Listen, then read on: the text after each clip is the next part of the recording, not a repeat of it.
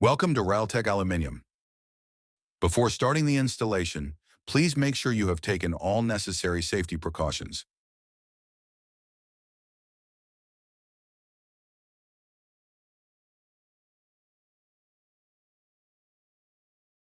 As the first step, begin by inserting the screws. Then, place the product and tighten the nut.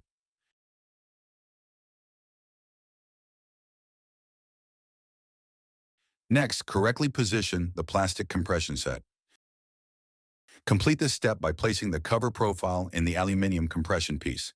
Finally, carefully place the gasket and the glass. The glass sizes may vary depending on the product you are using, so please pay attention to this. To complete the installation, perform the compression operation with the set screw bolt.